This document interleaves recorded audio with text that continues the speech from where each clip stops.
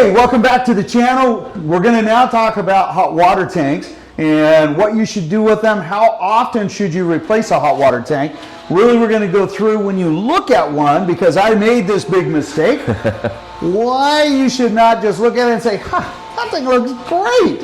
Because that's exactly what I did here. So we're out here at a client's house. I've got Jim, I've got Larry, also known as Slim Toast, with Custom Design Mechanical.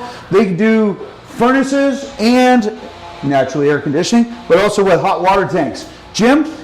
I came out here and I said, wow, that is a great looking hot water tank. That thing is really new. I said, gosh, you know, how did the old one look? And you said, George, this is the old one.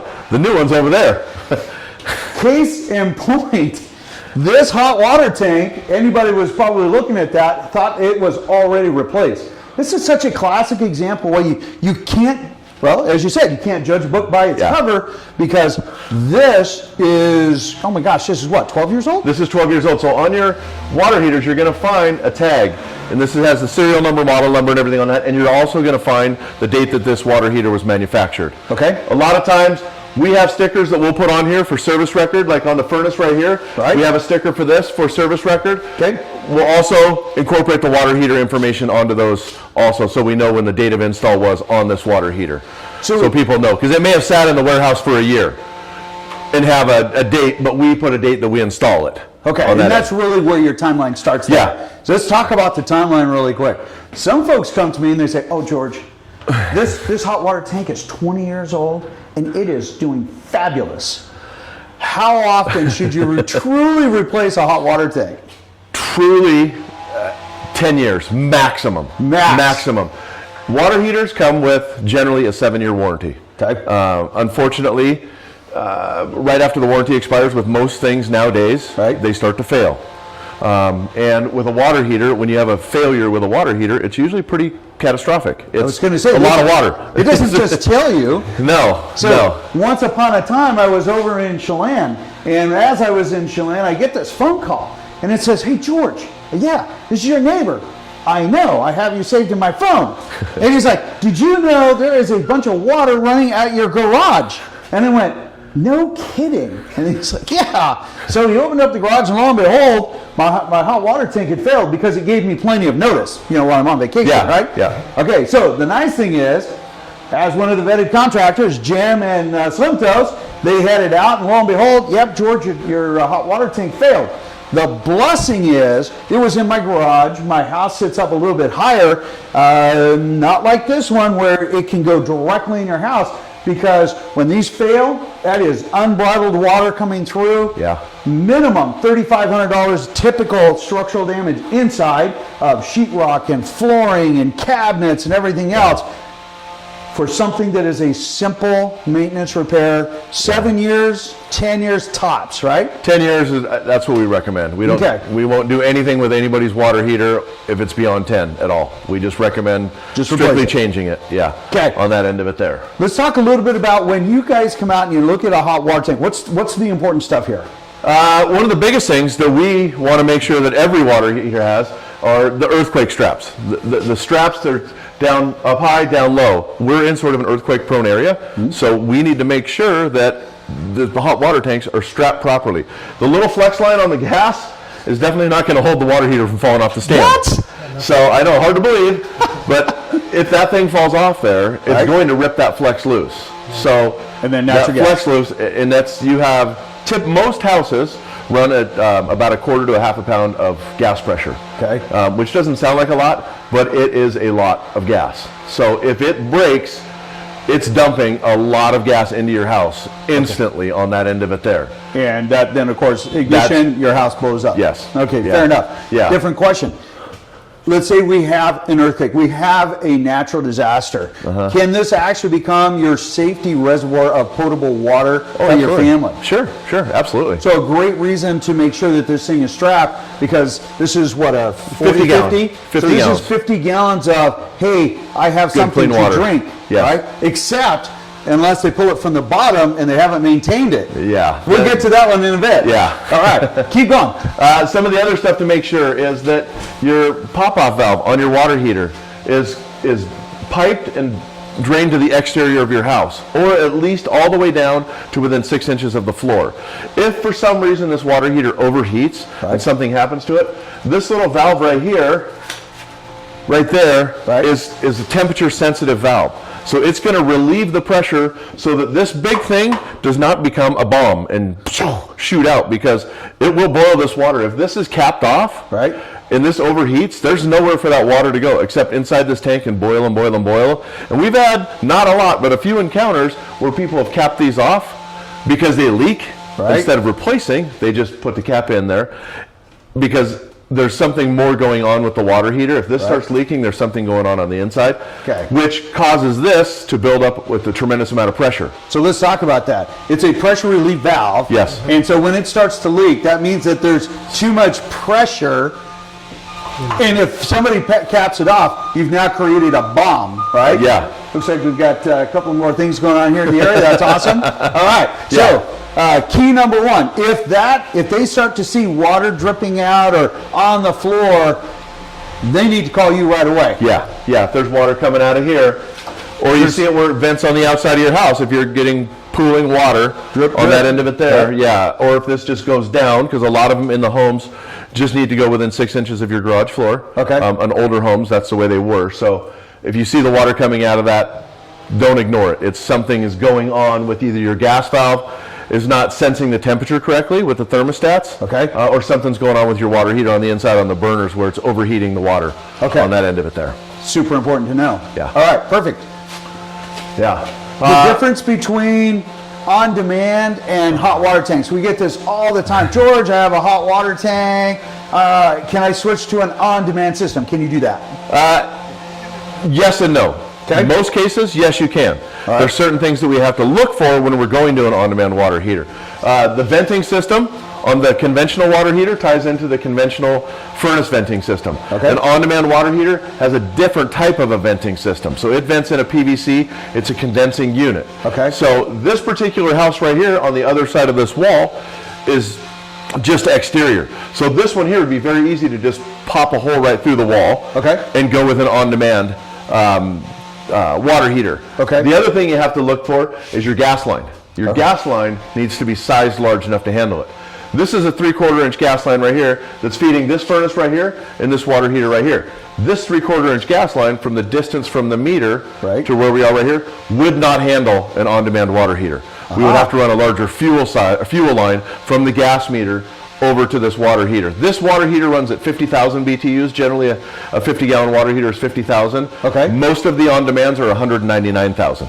So there's quite an increase in fuel on that end of it there. So sometimes it's just not a plug and play. No. So if I got, if you're Harry the homeowner, so I like to say, and you just buy one off, online, and you say, hey, this is awesome. I'm gonna put this in, and I'm gonna vent this out the back, just like my hot water tank did. That might be an utter failure, meaning you're not going to get things hot enough, or it's going to rob from your furnace. Well, they have low pressure gas sensors and things like that. So what's going to end up happening is Slim Toast here, unfortunately, is going to have a lot of service calls to go do because the water heater will fire up and then it's going to shut down and fire up and shut down. So as you're taking a shower, you're going to have hot water, cold water, hot water, cold water, because that gas valve is going to shut off because it's not getting enough gas delivered to it. So it's going to lock out on a low gas pressure lockout. So you just gave me some really important information. For those fathers at home right now with teenage daughters that take 40-minute showers, what you're saying is turn it off, turn it on. Yeah, turn it off. I'm just kidding, just a joke. All right. Yeah. Not just teenage daughters. My nephews are the same way, right? Yeah. It's like they want to go swimming in the shower. Yeah. Okay. What else would you recommend as far as maintenance on a hot water tank? If you have an on-demand one, you need to run the solutions through the on-demand, and we can do that later on in a different day in a different video and show that stuff on that end of it there. Other than that, you have a drain right here on your water heater. The manufacturer recommends that you hook a hose up to this thing and drain this thing out at least once a year to get all your minerals that are in the water and all the sludge and everything that's building up on that end of it. Did you just say sludge? There's a little bit of sludge. A little bit or a lot of sludge? Well, we'll show you later when we drain this one, and then maybe if we can go into the house and show, because the water that's sitting in these lines right here, right now, is running at whatever this tank pressure is pushing out. Well, Okay. it's just like anything, as everything gets older, it goes a little slower, including us, George. What? The water pressure is not nearly as high in your water lines. Okay. As what a brand new water heater is going to be, because there's no restrictions or flow issues. So when we replace water heaters, we'll go through and we will remove the screens Right. from the faucets. We'll let that water run, and you'll see how nasty and rusty the stuff is that comes out of there. It's not attractive. Okay, and that's what people are drinking because they think that, hey, It's this is perfect. good. Look, it's beautiful. Yeah. There's no issues here. Yeah. But in the actuality, through the heating and scale and sludge, they can build up on some Yeah. of these. And in fact, I have been told that sometimes it will build up so much that it won't even drain because there's so much caked in sludge. We've had to in take these. screwdrivers and push them in there before to get them to drain To on drain. that end. Yeah, on that. You need to do this annually. Yeah. At least annually. Purge your tank, and Flush that's it out. something you Yeah. help folks do. Yeah. Right Yeah, on. very, very simple, easy to do. Generally, the first time we can come out there, show you how it's done. The next year, you could probably do it yourself. Right. On that end of it there. Okay. If you Perfect. aren't comfortable with it, we certainly can come out every year and help customers out and do that stuff also. Right on. One of the other things to look for is expansion tanks. Right. This particular water heater, it's kind of unique because over here on the side, behind George, is the expansion tank, and that's built into where the water comes out of the ground on that end of it there. Right. Typically, you're going to see those expansion tanks right here on your water heater. Okay. Where that's at there. That is very important. That if you have anybody change your water heater, make sure they exchange your expansion tank. It's just a small little bladder inside of a very thin metal. They're Right. not designed to last Forever. a tremendous amount of time on that end of it there. So we've had jobs where we've gone to because the expansion tank has failed. Gotcha. And it's destroyed half the house Yeah. on that.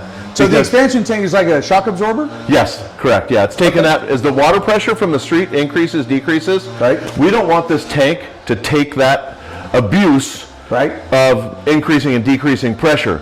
So we have an expansion tank that can absorb that pressure Right on. on that end of it there. So the folks that want to just go out, they replace their hot water tank, but they don't put the expansion tank on, or they don't set it to the right pressure, or they just don't have one, are really putting themselves at risk. Yeah, yeah. Okay. Most of the new water heaters, when you install these things, won't work properly without an expansion tank. Oh, They'll keep good to popping know. off of here on that end of it there. And So that also lets you know that there's a problem. correct, yeah. Perfect. All right. Yep. Okay. So we're going to go in. We're going to talk a little bit about the One other quick thing, George, I wanted to point out here Yeah. on this is you can see the louvers right here, Right. on the water heater. Okay, I left these things here for a purpose so that I could show people.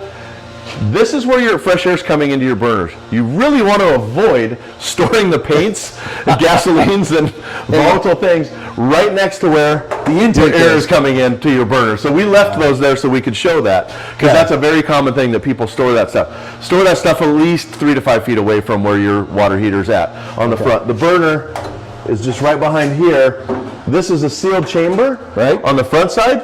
And they've got spark igniters for these things now. Right. So instead of sticking the match in like the old days. Sure. But our fresh air is coming into it right from the side. So that's open to the burners. There you go. So we want to make sure we don't have that sort of stuff sitting there. So if we have our gas can that we put down in front, and it gets a little bit warmer and that tank starts expanding, starts to give out some fumes, that's going right into there. Yes. Right on. Yeah.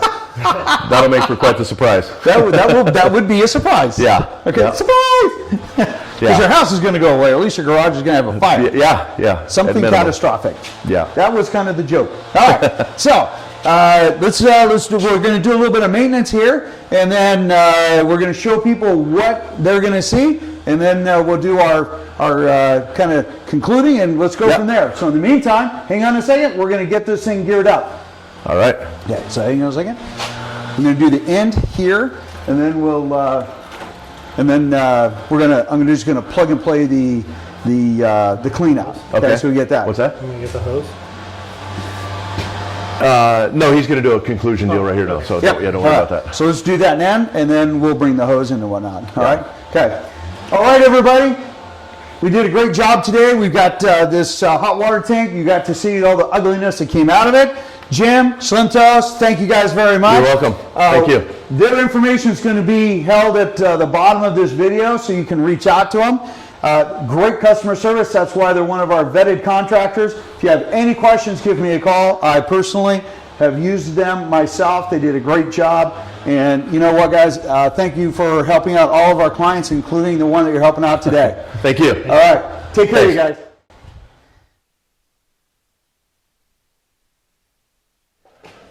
Okay, so Toaster's over here. He's finishing up and basically getting ready to recycle this tank. Yeah. You just don't take it out to a landfill. No.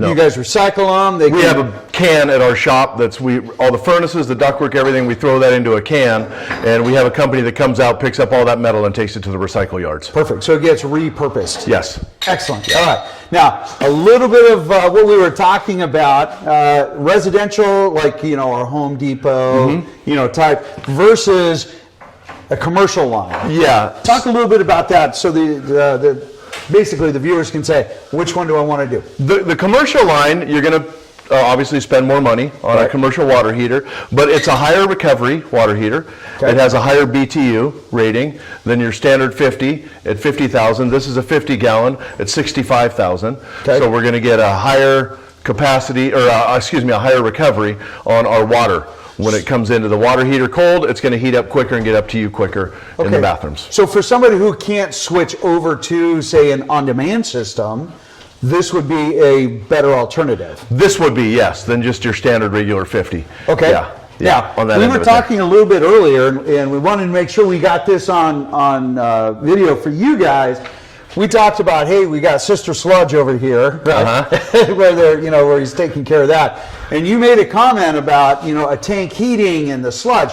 Take them through that really fast. So all the tanks on the bottom are domed. Okay. So that sludge is going to build up in the bottom of the tank in the little dome on that. It's not just a regular flat bottom. There's a little bit of a dome on that tank. Okay. As the minerals and things like that build up into the bottom of the tank, where your burner's at, your burner's on the bottom of the tank. So we've got to heat through all of those particulates before we even get to the water to heat the water up on that. So it's an energy savings if you can keep the particulates and minerals and sludge to a minimum in your water heater, because you're going to burn less fuel, because it's going to just heat up the tank and not all the other particulates. So if you have 2 inches of sludge, which is realistic, yes, you got to heat that sludge before it heats the water. Well, yeah, so it's going to, the gas is going to heat all that stuff up, and then that's going to heat up the water.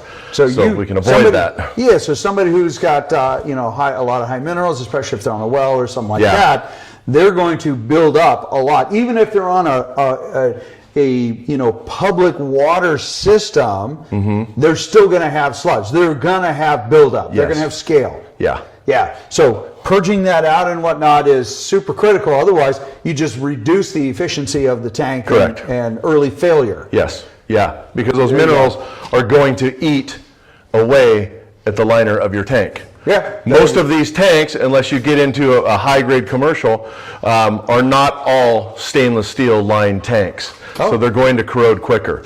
So they're just a steel tank that's treated and has a coating on it, a painted coating. And so that's going to fail faster. Gotcha. And then once it gets through that painted coating, just like if you get a scratch in your car, you can see how quick it rusts versus where it's just nicely painted, right? There you go. Same thing with the inside of the water heater on that end of it there. If that sludge starts eating away and gets under that, it's going to rust out your tank pretty quick. Okay. So there you go. Again, 7 to 10 years. It's going to give you a really good idea. Yeah. And do we have any sludge to show left over? Pretty much no. We already got rid. These guys are just too efficient. That's all there is to it. All right, Jim. One thing, George, to look for on your water heater at the bottom down here. If you see water building up down here on this end of it there, and you get some rusty water building up, that's a telltale sign that your tank is starting to fail. From the inside out on the bottom, if it starts leaking out on that. Up on the top side up here, it's very hard to see, but on the top side of your tank, if you look up there where the water flex is, these guys here connect in on that, if around those pipes. If you see water start to build up around those pipes, then that's another sign that your tank is starting to fail also. Yeah. That's on that. only if you're paying attention to it. If you're paying attention, yeah. We always go through blinders as we go through our garage, right? Yeah. Out of sight, out of mind. All Yeah. right. Yeah. Don't fix it if it isn't broke. Exactly. Okay. Exactly. But maintain it. But maintain it. Everybody, have an absolutely fabulous time. Make sure you subscribe. Make sure that you're in and sharing this information with others, especially if they're having a hot water tank or a furnace issue. We'll put Jim and Slim Toast information in there. Guys, Thank you very much. appreciate it. Thank you. Thank you very much. Hey, we'll see you guys on the next video. Take care.